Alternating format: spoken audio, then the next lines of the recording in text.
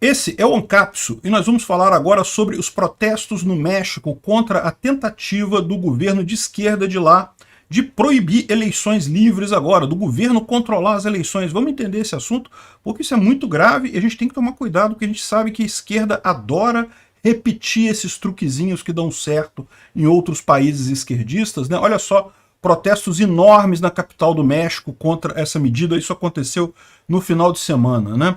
Essa notícia foi sugerida por Tom Neves, o banqueiro anarquista e várias outras pessoas. Obrigado aí ao pessoal que sugeriu a notícia, obrigado a você que está assistindo o nosso vídeo. Se você gosta do nosso conteúdo, por favor, deixe o seu like e se inscreva aqui no canal, né? Pois bem, vamos explicar a situação lá no México, porque é importante entender isso e tem muitos paralelos com o Brasil, tá? Essa manifestação enorme foi no final de semana, foi contra uma medida do governo lá do AMLO, que é o presidente do México, é o Andrés Manuel López Obrador, e ele está querendo fazer mudanças no INE. O que é o INE? O INE é o TSE deles lá, né?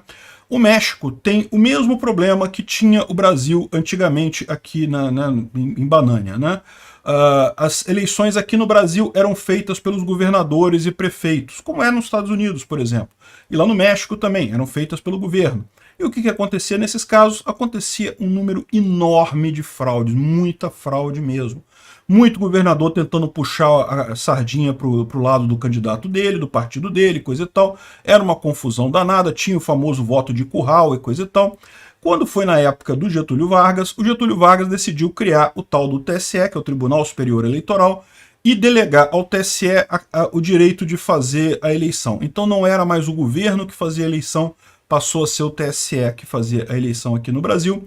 E eu tenho um monte de críticas ao TSE, tá? Eu acho que tinha muita coisa que tinha que melhorar em termos de organização de eleição, mas eu não tenho dúvida nenhuma que foi um avanço em relação ao que existia antes em termos eleitorais aqui no Brasil, né? E lá no México eles passaram por algo semelhante, só que mais recentemente. Até 2000, as eleições no México eram feitas pelos governos estaduais, pelo governo federal, enfim, eram feitas pelo executivo, né? Como é na Europa, como é nos Estados Unidos e coisa e tal, mas é o que eu falo para vocês.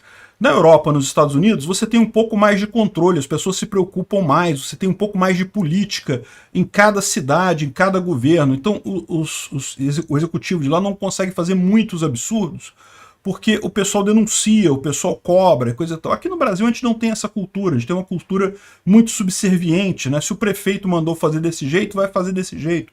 Então o que acontecia aqui no Brasil, e lá no México também, é que as eleições feitas pelo executivo acabavam todas elas sendo fraudadas, todas elas sendo absurdamente direcionadas para o candidato do próprio prefeito, evidentemente, né? Ou do partido coligado a ele, né? Então esse foi a grande vantagem, né? Lá as eleições mexicanas sempre foram dominadas pelo PRI, o Partido Revolucionário Institucional, que eu acho só o nome do partido já era uma hipocrisia danada. Um partido, presta atenção, Partido Revolucionário Institucional, o nome é uma hipocrisia já, né? Mas enfim, a partir de 2000, as eleições mexicanas passaram a ser um pouco mais justas e honestas quanto em qualquer outro lugar do mundo, né? E foi justamente o órgão que passou a ser conhecido desde 2014 como Instituto Nacional Eleitoral, ou INE. E qual que é o problema? O Andrés Manuel López Obrador, da esquerda, ele odeia o INE, por causa justamente que ele perde a eleição. Isso é típico, o candidato que perde a eleição culpa o TSE, ou o órgão que fez ele perder a eleição, e com isso gera essa briga toda. E o que eu quero chamar a atenção para vocês aqui é isso. Eu sempre falei que é um erro bater no TSE, bater na urna eletrônica, isso é um erro.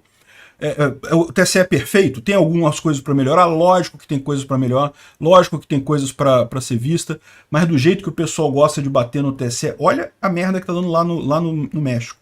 E não tenha dúvida, isso pode ser replicado aqui no Brasil também, tá? Então, o que está acontecendo aqui? O López Obrador já tentou várias vezes aprovar maneiras de acabar com o INE, né? E agora parece que ele conseguiu botar um projeto de lei que ainda está para ser votado, que é justamente para você voltar à realização das eleições pelos órgãos executivos locais, e o INE ficaria apenas com um cargo de supervisão e coisa e tal, né?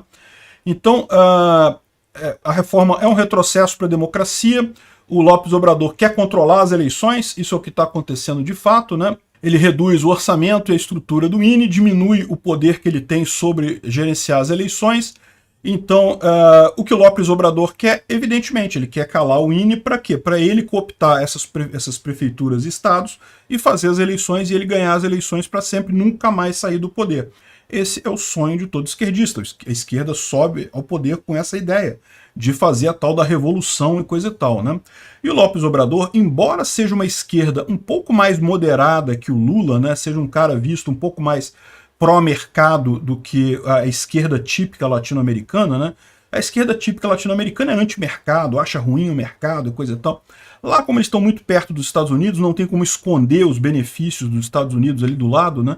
O AMLO é de esquerda, mas ele é um pouco mais pró-mercado, tanto que tem feito uma administração econômica no México bastante razoável, na linha do Paulo Guedes, assim, as coisas estão funcionando bem lá, mas o cara não deixa de ser, como todo esquerdista, um amante de ditadura. Ele quer porque quer implementar a ditadura dele. Ele reclama da ditadura dos outros, mas ele quer implementar dele, ele não quer nem saber, né? Muito mais perigoso do que o resto do pessoal da direita e coisa e tal, conservador, né?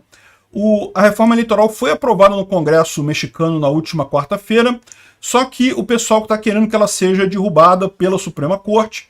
A ideia é justamente com essa ideia de evitar que isso se torne uma lei de fato, né? O órgão cujas funções se assemelham a algumas atribuições do TSE brasileiro também perderá poderes como relacionados à punição de políticos e infrações eleitorais, né? Então, é o que eu falo para vocês, né? É mais ou menos o TSE deles, não é exatamente isso, mas é mais ou menos o TSE deles lá. E eu já falei para vocês que eu tenho críticas ao TSE. Eu acho que o TSE ele comete um erro de ser, ao mesmo tempo, o executor das eleições e o julgador das eleições. Não deveria ser assim. Você deveria ter um órgão que executa as eleições, que faz as eleições, e um órgão para julgar se aquele outro órgão está fazendo as coisas corretas, né? Então existem vários modelos desses pelo mundo aí, como eu falei, na maior parte do mundo civilizado, como é que é? Quem faz a eleição é o poder executivo, o poder judiciário fiscaliza a eleição. Mas aqui no Brasil a coisa era tão absurda, era tão disseminada a fraude, que isso não funcionou aqui no Brasil, criaram o órgão do TSE, mas podia melhorar, podia ter um órgão independente para realizar as eleições e o TSE ficar exclusivamente com a parte judicial, né, se tornar de fato um tribunal para avaliar se esse pessoal que fez a eleição corretamente, ou talvez o TSE virar o órgão que faz a eleição e deixar todas as ações de justiça para a justiça comum. É uma possibilidade. Hoje em dia você sabe que, né, o TSE não deixa de ser um puxadinho do STF, então já é meio que a justiça comum que julga mesmo, porque não dá essa atribuição para a justiça comum e deixa o TSE apenas com o objetivo de realizar eleições, né? Enfim, eu acho que é muito preocupante o que está acontecendo ali no México. O pessoal tem que tomar cuidado com isso, porque para o Lula querer atacar o TSE agora, não custa muito. Lula sabe que a esquerda não ganha mais eleição. Não ganha mais. Essa última eleição eles fizeram todo o possível para conseguir ganhar, deram um jeito de ganhar com muita ajuda de todo mundo. Muito pouco provável que eles tenham todo esse apoio que eles tiveram em 2022 em qualquer eleição do futuro. O que vai acontecer nos próximos anos? Vai chegar 2024, vai ter eleição para prefeito, a esquerda vai tomar no rabo completamente. Aí vai ficar apavorado, vai começar a pensar, ih caramba, e agora? 2026 está chegando. É o que está acontecendo com o AMLO lá no México. Ele percebeu que ele está se dando mal, que ele não vai conseguir se reeleger lá, e aí está começando a agir contra a justiça eleitoral. Esperem coisas desse tipo do Lula a partir de 2024, de atacar. Se ele ainda estiver no poder, né? Eu sinceramente espero que o Lula seja afastado antes disso, mas se ele estiver no poder ainda, esperem isso dele. Ou seja, e aí que é o problema. Por quê? Porque você tem lá no Congresso agora uma grande base de direita que poderia bloquear esse tipo de ação do Lula. Só que essa grande base de direita lá tem muita gente com a ideia errada de que, não, cadê o código-fonte da urna eletrônica? Não sei, umas besteiras que não tem lógica, o código-fonte fica lá, é disponibilizado para tudo quanto é partido antes da eleição, é só ir lá e ver o código-fonte. Não tem lógica esses ataques ao TSE que o pessoal do Bolsonaro fazia, né?